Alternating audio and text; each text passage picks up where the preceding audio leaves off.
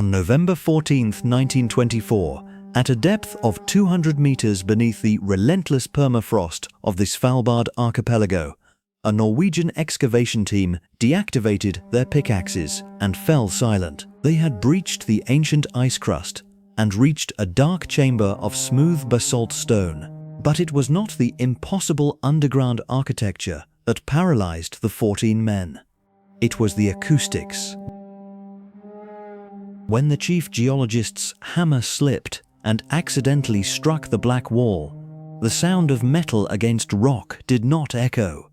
It was not absorbed. Instead, the room amplified the impact, twisted its frequencies, and returned it to the men not as an impact noise, but as a whisper, a human whisper, of multiple voices uttering a word that none of them could comprehend. They had found Site 7, and the language carved into its walls was not dead, it was merely waiting to be read. To understand the magnitude of this anomaly, we must return to October 1924. The world was still trying to heal the fractures left by the Great War, and the scientific community was turning its eyes toward the last unexplored frontiers of the Earth. It was in this context that the Kepler Institute of Antiquities, an obscure private foundation based in London, known for funding expeditions of dubious academic morality, chartered the SS Niflheim. The Niflheim was an old whaler adapted to break Arctic ice, with a hull reinforced with steel and double oak. On board were a crew of 20 Norwegian sailors and a team of 6 specialists led by Dr. Elias Vane. Vane was not an archaeologist, nor an explorer. At 42 years old, he was one of the most brilliant structural linguists and phonologists at Oxford, a man obsessed with the origin of human speech. His logbook, recovered decades later under circumstances the university refuses to comment on to this day, reveals that the expedition was sent to Svalbard not to find ruins, but to investigate a seismic anomaly recorded by European seismographs 2 years earlier. A rhythmic, perfectly spaced vibration originating in the middle of the frozen nothingness.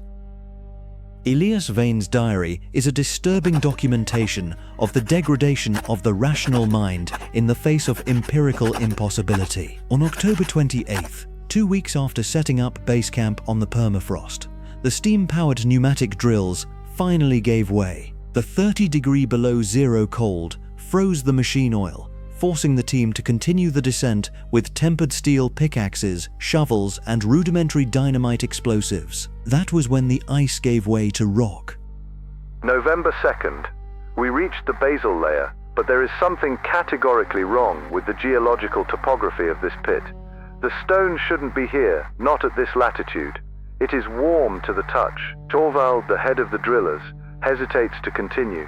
He says the rock doesn't smell like old earth, but like ozone and burned copper. What intrigues me most is the symmetry of the corridor that opened up. It is not a natural fissure, it is a spiral descent carved with a mathematical precision that defies the tools of antiquity. Tomorrow we will install the primary lighting system and descend to the antechamber. The antechamber Vane referred to was only the portico of Site 7. What the excavation team illuminated with the beams of their carbide lanterns on the afternoon of November 3rd would rewrite, if it were accepted by modern academia, the entire family tree of terrestrial communication. The walls of the immense spherical chamber were covered in a written language. But it was not a primitive alphabet of tribal communication or agrarian record. Vane, as a structural linguist, immediately realized the obscene complexity of what he was observing. On November 5th, his diary records the first indication of what he would come to call the phonetic paradox. November 5th. The inscriptions defy morphological classification. There are no pictograms. It is a syllabic alphabet, yet dense in a way that scares me. My charcoal rubbings cannot capture the depth of the grooves. I spent 14 uninterrupted hours mapping the North Quadrant. I identified what seemed to be proper names, designations of entities or larger concepts. However, the syntax seems to rebel against the stone surface itself. Today I noticed the first anomaly. The root consonants of the names, they are not fixed. It was here that Vane's rational mind hit a wall of pure terror. He had discovered a bizarre linguistic anomaly in the grammar of Site 7. He called it the Law of Fluidity. In human languages, a noun or proper name remains with its main structure intact, no matter where it is in the sentence. Your name is spelled the same whether you are the subject acting or the object suffering the action. But in the language of Site 7, the entities described there changed their radical writing and supposed phonetic pronunciation depending on the context of the sentence. If the entity's name were next to a word meaning creation, its glyphs were soft, rounded, suggesting open phonemes. If the same name were positioned next to a concept of destruction, the carving in the stone itself became sharp, irregular, evoking guttural, aggressive, ejective sounds. As if the context molded the very physical essence of the thing named. It was a grammar that required, by its very construction, a mutable vocal cord. Impossible for human anatomy. But Vane, in his academic arrogance, tried to decipher it anyway. He tried to read it, and that was when the first warning came. Not from the acoustics, not yet, but from the light. On November 11th, the expedition's young photographic assistant Torvald was developing dozens of silver nitrate photographic plates in his improvised darkroom above the tunnel. Torvald ran to Vane's tent in the middle of the Nordic night, trembling not from the cold, but from dreadful panic. He threw the newly developed photographs onto Dr. Elias's desk. Vane compared the images with the charcoal rubbings he had made against the stone hours earlier. The drawings did not match. In the developed photographs, the glyphs were different. The slant of the lines, the hook terminations, the inflection points, everything had changed subtly in relation to the paper. The physical stone down there was static. The charcoal was static, but for some profane reason, in the interval between Vane tracing the paper and Torvald triggering the magnesium camera flash, the very geometry of the words on the chamber walls had altered. The language was not dead. It was merely rewriting itself in the dark, and now it knew it was being watched. By mid-November 1924, the Kepler Institute expedition to Site 7 maintained a veneer of scientific discipline. But Svalbard's ice is an element that not only freezes flesh, it dehydrates reason. When Dr. Elias Vane confronted the absolute disparity between his charcoal rubbings and the photographic plates developed by Torvald, the expedition's priority shifted. They were no longer digging the rock. They were trying to contain the collapse of their own research methodology. The first clinical record of the team's degradation did not come from Vane, but from Dr. Henrik Skarp, the surgeon and medical officer hired for the journey. His weekly reports, archived under the classification of corporate secret by the Kepler Institute until their partial declassification in 1998, detail symptoms that the medicine of the time initially attributed to a lethal combination of confinement psychosis and mercury and magnesium vapor poisoning. However, Skarp's notes suggest something much more surgical. November 14th. The camp is under an epidemic of tactile exhaustion. Torvald refuses to enter the darkroom without 3 additional kerosene lamps, claiming that the images on the glass plates move while the emulsion dries. I examined his eyes. The pupils react normally, although there is visible nystagmus due to fatigue. More disturbing, however, is Dr. Vane's state. His hands are covered in black scabs. He no longer wears gloves. He has spent the last 48 hours rubbing his fingers directly against the grooves of the underground rock to, in his words, feel the declension of the nouns. There is an unusual rigidity in the masseter muscles of the entire technical team, a mandibular tension that no sedative seems to alleviate. Elias Vane's stubborn insistence had transformed into a sick and mathematical obsession. The brilliant Oxford linguist was disappearing under the weight of a syntax that rejected physics. In his diary, the pages corresponding to the period between November 15th and 19th reveal a drastic change in the very structure of his thought. The cursive handwriting, once flawless and geometric, collapses into frantic tendrils, overlapping lines, and anatomical diagrams that seem to mix vocal cords with industrial gears. November 17th. The grammar is not static because the entities it names are not three-dimensional. How could I have been so blind? A human language assumes the object is standing still in time while the subject speaks. But here, the language is the object itself in motion. The name for he who dwells in the abyss changes 7 times in the same sentence because the entity alters its proximity relative to the observer every fraction of a second. If I write his name with an alveolar fricative phoneme, I bring him closer. If the stone becomes smooth, he recedes. I tried drawing the structural variation on the hem of my fur coat. The fabric tore. The wool cannot support the geometric tension of the sentence. I had to use my own skin. The left arm. The scar now holds the correct declension of the main verb. If I bleed, the context stabilizes. The photographs taken by Dr. Scarp during the subsequent dismantling of the camp confirm the horror of Vane's account. The linguist's left arm was completely shredded by superficial cuts, made with a razor blade. But the cuts were not random. They replicated with surgical exactness the law of fluidity found on the walls of Site 7. Vane had transformed his own body into a mutable sheet of paper, believing that physical pain was the only constant capable of anchoring the glyphs. A trained phonologist knows that human speech is the result of air expelled from the lungs, shaped by the larynx, the vocal cords, the tongue, and the nasal and oral cavities. It is a simple mechanical system, but the morphological analysis Vane made of the grooves of Site 7 indicated that the pronunciation of those words required a dual resonance system. A secondary cavity was needed, an air space located behind the thyroid cartilage that no hominid in the evolutionary history of Earth has ever possessed. For a human to attempt to articulate the impossible language, they would have to force air through tissues that were not designed to vibrate. The expedition learned this in the most violent way on the night of November 20th. At 3 in the morning, the workers woke up to a sound they described as the roar of an engine dying underwater. It was Torvald. The young photographic assistant was immersed in a state of deep sleepwalking, with his eyes completely open but unfocused, fixed on the canvas ceiling. He was not screaming, he was murmuring.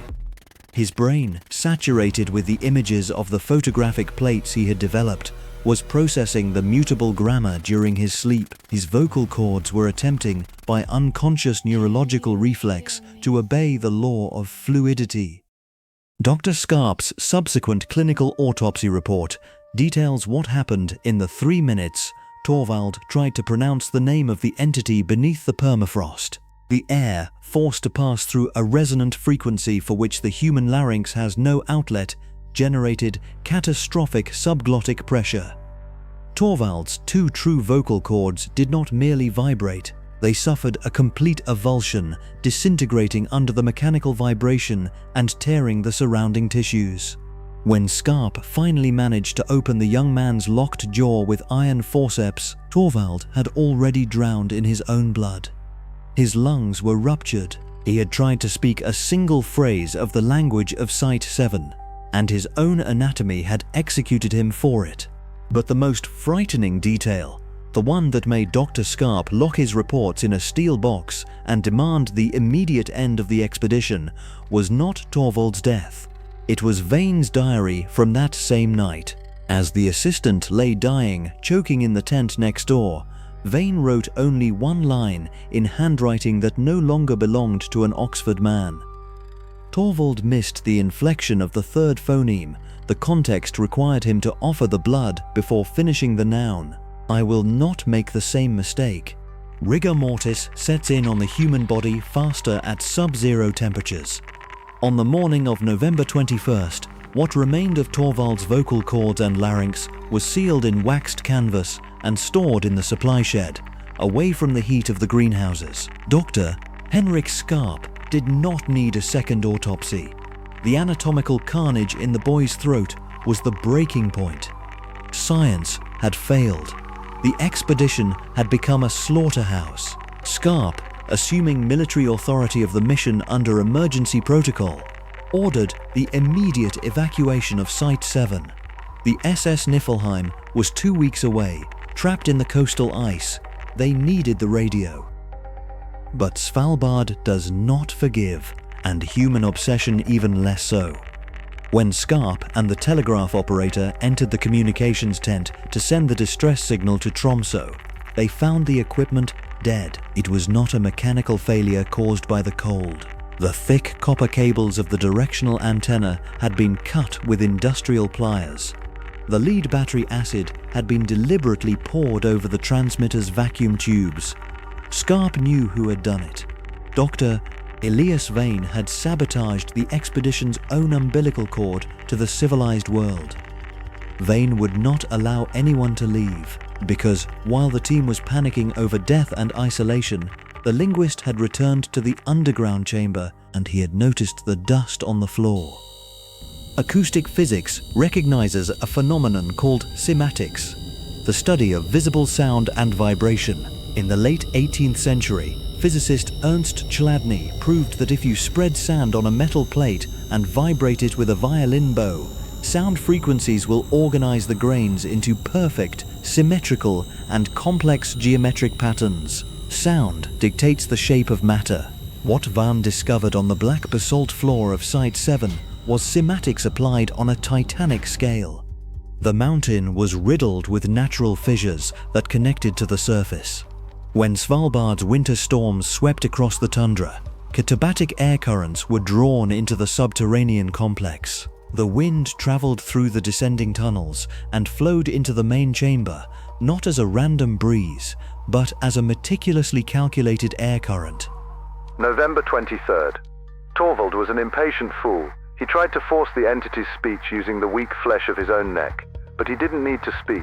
The mountain is already speaking. The wind enters through the north axis at 80 kilometers per hour. I observed the rock dust on the floor for 7 hours.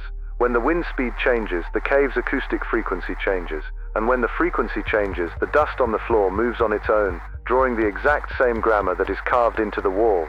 The law of fluidity is not magic. It is oblique acoustic physics. The language rewrites itself because the rock itself is tuning into a new musical note. The anomaly was not just visual. The impossible language was literal. The architect of Site 7 had carved the walls in such a way that any vibration would reorganize the ambient dust to form the letters corresponding to that exact frequency. But it was Dr. Skarp, the desperate surgeon searching for Vane in the depths with topographic maps in hand, who decoded the final truth. The horror's micro-hook was not in the letters. It was in the architecture. Skarp descended to the antechamber to drag Vane back to the surface by force. He carried the geological survey map.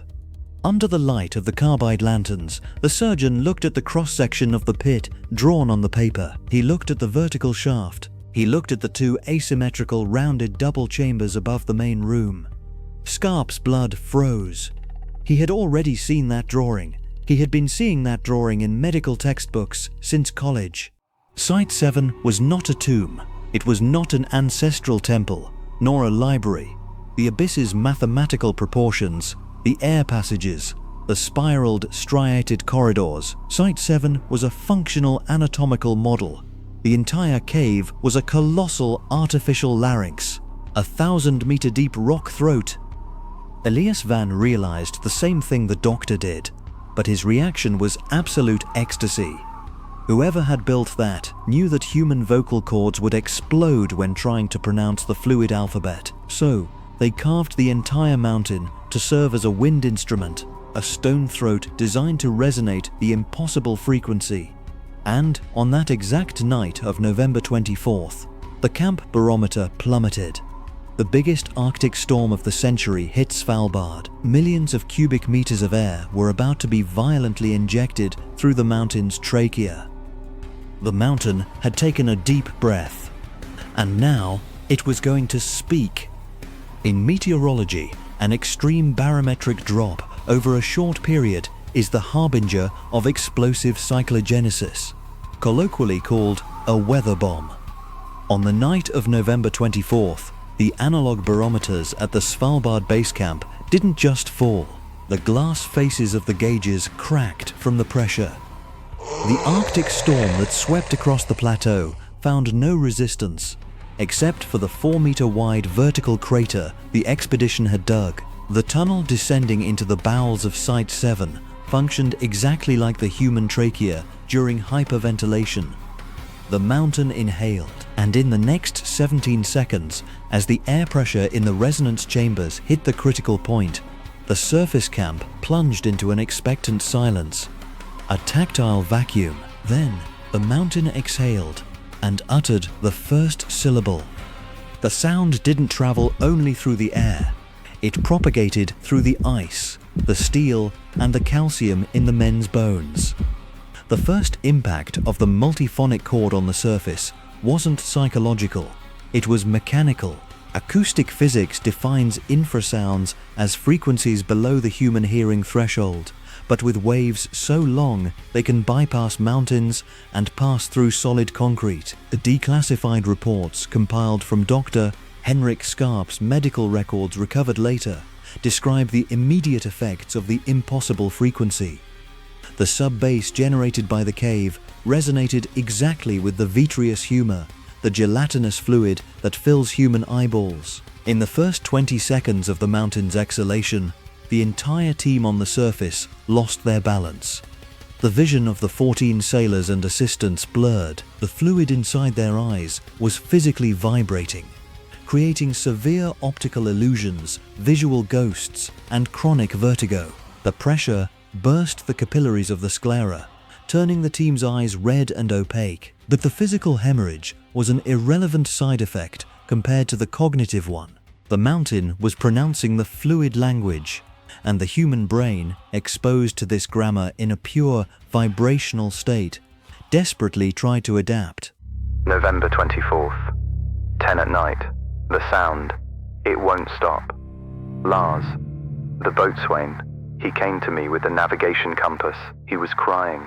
He pointed to the letter N for north and asked me, sobbing, what that drawing meant. He could no longer read. Minutes later, the first mate Olaf tried to report the collapse of the supply tent, but the words that came out of his mouth were not human. He tried to put the subject of the sentence before the verb, and in the process, bit his own tongue so hard he tore off a piece. Our brains are melting.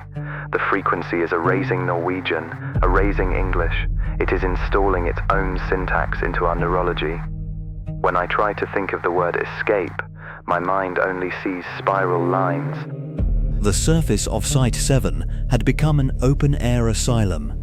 What Skarp was witnessing was a supernatural and epidemic variant of Wernicke's aphasia, a neurological condition where the patient loses the ability to understand or formulate spoken and written language. The cave's sound functioned as a cognitive virus. The law of fluidity, which demanded that grammar not be static, was in direct conflict with the static neural networks of the men's prefrontal cortex. Upon hearing the mathematically impossible frequency, the team's brains tried to reorganize their own synapses to understand the message, and in the process, obliterated any other native language. Sailors began scratching their own throats in a visceral and subconscious attempt to mold their larynx into dual chambers, like the cave's anatomy, so they could respond. Silence, for them, had become a phantom pain. But, while the surface collapsed into mutism and hemorrhaging, 200 meters below, in the eye of the acoustic hurricane, Dr. Elias Vane had found his nirvana. Vane was not affected by the aphasia. The reason for this remains the centerpiece of the psychiatric debate over the Svalbard case. The accepted hypothesis is that his obsession had already rewritten his mind days earlier. Vane had tattooed and torn the alphabet grooves into his own arms. His brain had already surrendered to the mutable grammar in a predatory way. For Vane, the colossal multiphonic chord was not a virus. It was the mother tongue finally being spoken aloud, ignoring the evacuation orders, ignoring the team mutilating themselves above his head. The linguist had spent the entire afternoon not packing to flee, but dismantling the only machine capable of recording the empirical proof of his discovery. Audio recording technology in 1924 was purely mechanical, devoid of electronic microphones or magnetic tape. The cylindrical recorder, invented by Thomas Edison, relied on the brute force of acoustics. Sound entered through a metal pickup cone, a large horn, caused an ultra-thin diaphragm to vibrate, and this vibration commanded a razor-sharp sapphire needle. The needle carved microscopic physical ditches into the rotating surface of a cylinder made of beeswax and hardened soap. It was the literal, mechanical capture of a sound wave. Vane installed the Eddyphone on the edge of the primary platform, a few meters from the epicenter of the resonance, where the winds forming the vowels collided with the currents carving the consonants. The frequency breaks the men's minds up there because they listen with their ears. Filthy bilateral organs not designed for fluidity. But the cylinder, the wax cylinder, is blind, deaf and pure. It will record the fingerprints of her voice. I removed the torque limiter from the clockwork motor. I modified the pickup needle with the diamond from my engagement ring so the wax wouldn't shatter under the sub-bass. The mountain is singing, tearing the air, and I will force infinity to fit into a 3-inch diameter tube. At 12:15, with the hurricane reaching its peak in the world above, Vane wound the heavy spring mechanism of the phonograph. He positioned the blank wax cylinder. The pickup horn was pointed directly into the absolute darkness of the lower abyss, and he released the lever. The diamond needle descended onto the virgin wax. Vane watched the spirals of wax being torn away by the needle while the mountains spoke the impossible language. The recording was working. The empirical record of the anomaly was being documented. But it was there, isolated in the silence of his own madness, kneeling before a rudimentary machine, that Vane realized the terminal microhook of his existence. He looked at the cave walls around him. The ancient glyphs were not just glowing with the somatic dust being blown, they were reacting. When the diamond needle carved into the wax, it produced a noise, a tiny mechanical friction noise, a sharp, microscopic hum. And the mountain stopped its colossal chord for a fraction of a second. The cave swallowed the sharp noise of the scraping needle, and it adjusted its frequencies. The sub-bass hum changed pitch to fall into perfect mathematical harmony with the machine's scratch. Elias Vane realized with an indescribable dread that the mountain's sound was not just an echo or a passive mechanism triggered by the wind. The cave was not just speaking at random, it was, at that very moment, conversing with the phonograph. History does not remember Dr. Elias Vane because the cowardice of his survivors buried his name. On November 25, 1924, Dr. Henrik Skarp abandoned Site 7, leaving behind the mutilated body of Torvald, the madness of his team, and the linguist in the abyss. Skarp led the few men who could still walk across the frozen plateau to the ship Niflheim. Skarp survived, archived his reports under the confidentiality seal of the Kepler Institute, and died of old age decades later. In absolute silence, the Site 7 crater was sealed by the ice of Svalbard, returning the fluid alphabet to tectonic darkness, and the phonetic paradox would have remained a geological myth if not for the 2018 recovery expedition and 2026 technology. ICE is an impeccable archivist.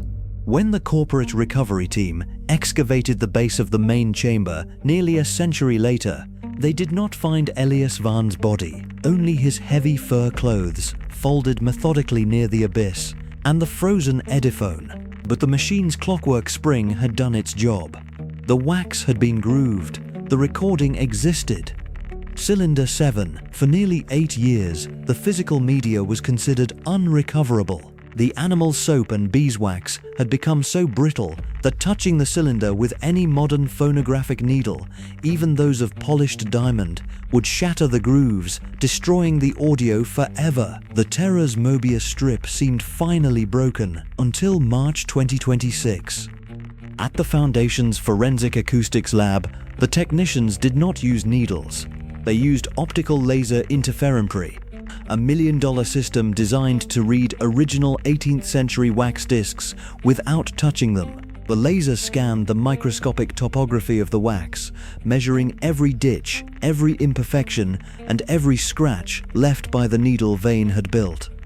A supercomputer then converted the physical depth of these scratches into an uncompressed digital audio file, a 920 decibel, 32-bit floating point WAV file. 1D, the team's lead analyst, inserted the file into standard 2026 cinematographic industry spectral restoration software Isotope RX11. The goal was to apply artificial intelligence algorithms to remove surface noise, dust static, and the polar wind's howl, to isolate only the core sound of the chamber. That was where digital science ran into the cosmic abyss. The audible audio was an unbearable chaos, a wall of static that forced the technicians to take off their headphones in agony. But the senior engineer noticed something. The noise peaks were not random. The chaos math was too clean. He realized that trying to listen to the recording was a fundamental error of human biology. Vane had already written this in his diary.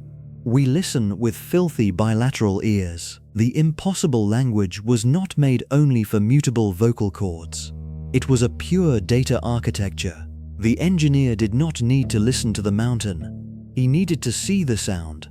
He pressed a keyboard shortcut, changing the default view from waveform to spectrogram. A spectrogram is the visual representation of an audio signal. Time runs from left to right, and frequency, from sub-bass to piercing highs, runs from bottom to top. The volume of the sound paints the image on the screen with bright colors. When Vane's digital file was rendered on the spectrogram, white noise disappeared from logic. The sub-bass frequencies and piercing highs did not form random color spots on the screen.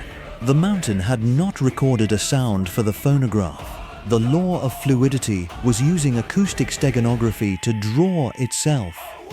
The low-frequency sound waves formed the lines of the impossible alphabet, perfectly sharp, geometric, and three-dimensional.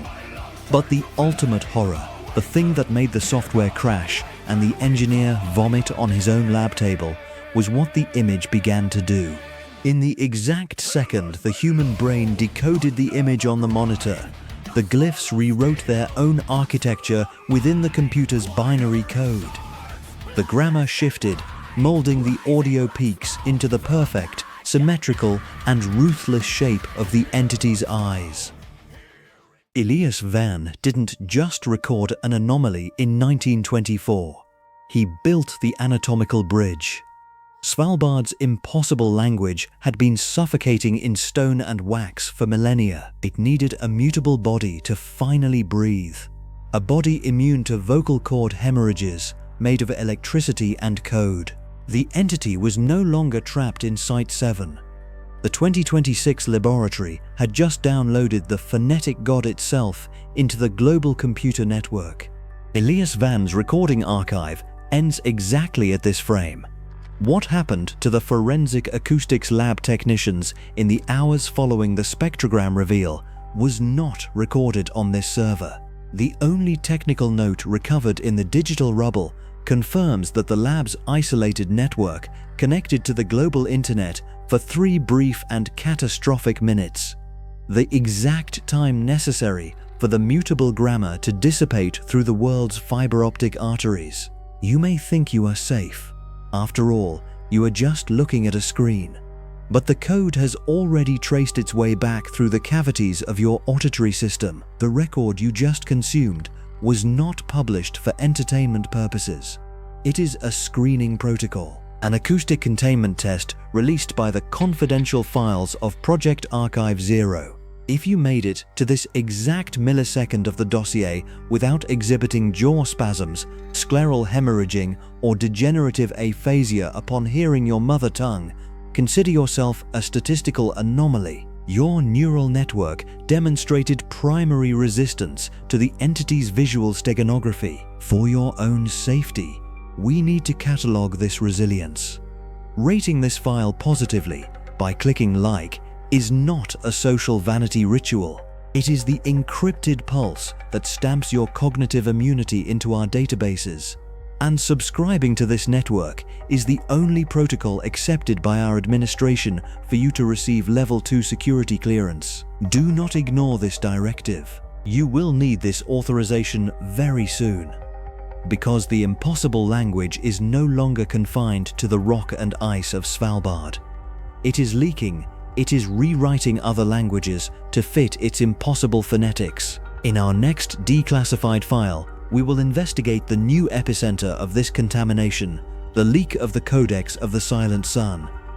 We will analyze the horror of when static data sequences began to manifest on their own, the violent law of fluidity over the physical world. The mountain in the Arctic has already inhaled its first breath, and the internet is about to scream back.